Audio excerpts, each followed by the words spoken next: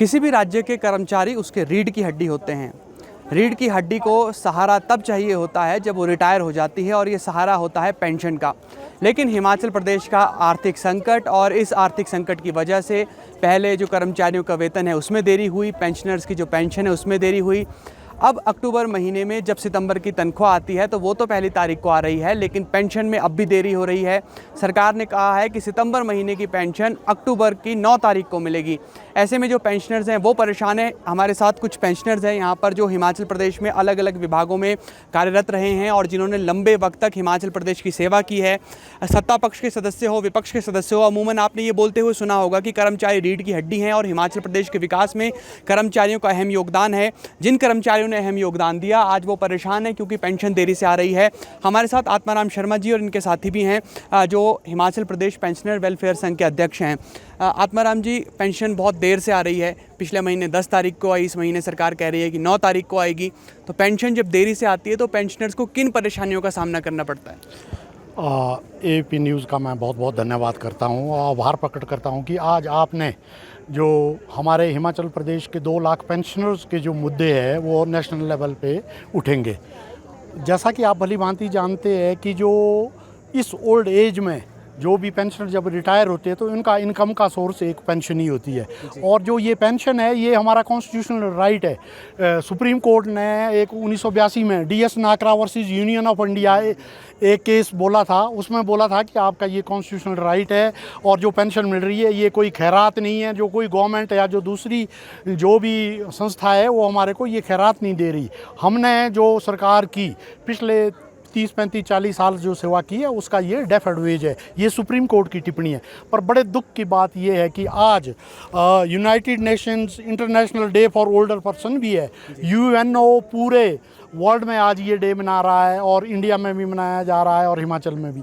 पर जो हमारे जितने भी हमारे सीनियर सिटीजन है और जो हमारे पेंशनर है, जो पेंशनर आज इसीलिए है जो ये तो एक तरह से एक काला दिवस मना रहे हैं जो है, क्योंकि सीनियर सिटीजन को बाकी हर जगह जो है सरकार है उनकी जो सेवाएं उन्होंने दी है उसके बारे में आज वो बातचीत कर रहे हैं, उनको कुछ जो चीज़ें जो दे रहे हैं। पर हम पेंशनर दुखी इस बात से है कि पेंशन हर बार जो है पहली तारीख को मिलती थी। पिछले महीने 10 तारीख को मिली और इस बार पहली तारीख को। एम्प्लॉयज़ को तो पिछली बार जो है सैलरी 5 तारीख को मिली थी और इस बार भी एम्प्लॉयज़ को पहली को मिल चुकी है। पर पता नहीं पेंशन क्यों माननीय मुख्यमंत्री जी क्यों ये हमारे से अन्याय कर रहे हैं कि इस उम्र के इस पड़ाव में जो कई लोग बीमार हैं, पेंडिंग पड़े हुए हैं, उनको पैसे की ज़्यादा ज़रूरत है, हमारे को जो पेंशन लेट दे रहे हैं।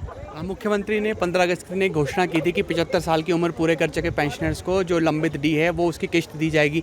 क्या वो मिल गई है पेंशनर्स को या अभी वो भी बाकी है? जहाँ तक माननीय मुख्यमंत्री ने जो घोषणा 15 अगस्त को की थी उन्होंने सिर्फ उसमें वो बोला था कि जो 75 साल से ऊपर के पेंशनर है वो भी अभी तक उनको नहीं मिली है। 15 अगस्त को उन्होंने घोषणा की थी, आज तक अभी वो भी नहीं मिले। आगे कब मिलेगी ये मैं कह नहीं सकता। और इसके अलावा जो सबसे बड़ी बात है जो मैं आप लोगों से कहना चाहता हूँ, 2016 से जो है 6th पे कमीशन रिवाइज़ हुआ। गवर्नमेंट ऑफ इंडिया का वो 7th पे कमीशन था और पंजाब का 6th था। आप भली भांति जानते हैं कि हमारे को जो पंजाब का स्केल होता है वो यहाँ एप्लीकेबल होता है। पर अभी तक उसके जो एम्प्लॉयज़ 1 जनवरी 16 से और फरवरी 2022 तक के है उनका लाखों रुपया सरकार के पास पेंडिंग है। ग्रेजुटी की जो अधिकतम सीमा है पहले 10 लाख थी, अब वो 20 लाख की है। पर वो ग्रेजुटी ही कोई 5-5, 7-7 लाख और दूसरे ड्यूज़ है और पेंडिंग है। पर अभी तक हमारे को वो कुछ नहीं मिल रहा है। और उसके अलावा जो ये जो पेंशनर है ये कोई 40,000 के करीब है।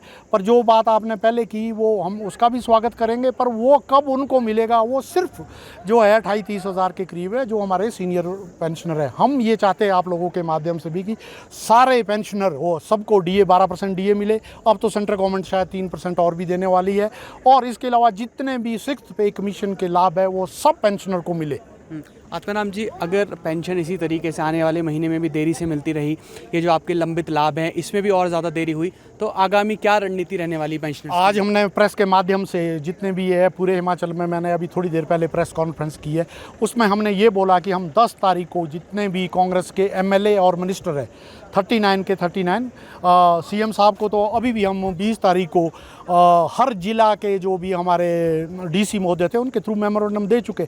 29 के 29 कांग्रेस के एमएलए को देंगे और मंत्रियों को देंगे और उनको ये बताएंगे कि इस सरकार को लाने में पेंशनर और एम्प्लॉयज़ का बहुत बड़ा योगदान है। आप जानते हैं कि अगर 2 लाख के करीब यहाँ एम्प्लॉयज़ है तो इतने ही यहाँ पेंशनर है। जहाँ तक एम्प्लॉयज़ की बात है उनको तो डराया जा सकता है, धमकाया जा सकता है। जहाँ तक पेंशनर की बात है वो तो अब जो है इंडिपेंडेंट सिटीजन है, किसी भी पॉलिटिकल पार्टी से जुड़ सकते हैं, किसी भी प्लेटफॉर्म पर सरकार का वो विरोध करेंगे। आने वाले दिनों में अगर फिर भी कोई नहीं बात होती तो जहाँ जहाँ भी एमएलए और मिनिस्टर जो कांग्रेस के जाएंगे पूरे प्रदेश में हम इनका विरोध करेंगे और इनके अगेंस्ट जो है धरना प्रदर्शन देंगे। आंदोलन की भी कोई तैयारी है दिवाली से पहले? आंदोलन की जहाँ तक बात रही, हमेशा कोई भी पेंशनर हो या कर्मचारी हो, हिंदुओं के 2 बड़े त्यौहार है, दशहरा आने वाला है नवरात्रि के बाद और उसके बाद दिवाली आने वाली है। अभी तो हमारे को जो पिछला वो नहीं मिला, हम किस तरह ये अपने त्यौहार मनाएंगे।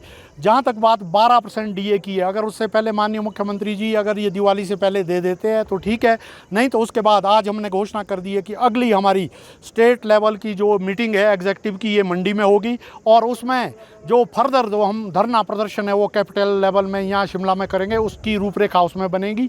आने वाले दिनों में हिमाचल प्रदेश के पेंशनर पीछे हटने नहीं जा रहे हैं, वो अपना पैसा मांग रहे हैं सरकार से। ये हमारी डिमांड नहीं है, हमारा पैसा सरकार के पास पेंडिंग पड़ा हुआ है, हम उसको मांग रहे हैं। अब इसके बाद कुछ ऐसे सीनियर पेंशनर है जो 80-80, 90-90 साल के भी है, उसके बाद अगर उसके बाद जब वो स्वर्ग सिधार जाए उसके बाद उनको अगर वो पेंशन मिलती है, उसका एरियर मिलता है तो उनके किस काम का।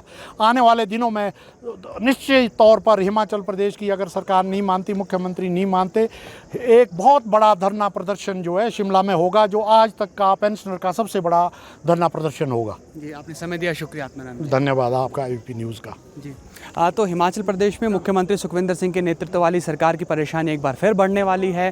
पेंशनर्स का ये कहना है कि सबसे बड़ा इतिहास का पेंशनर्स का धरना शिमला में होगा।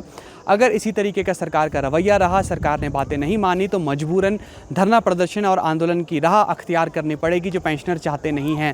पेंशनर्स का ये भी स्पष्ट कहना है कि पेंशनर्स अपना अधिकार मांग रहे हैं, सरकार से कोई खैरात नहीं मांग रहे। फिलहाल के लिए इतना ही। आप जुड़े रहिए एबीपी लाइव के साथ। For exclusive and insightful videos, subscribe to our new channel ABP Live Premium.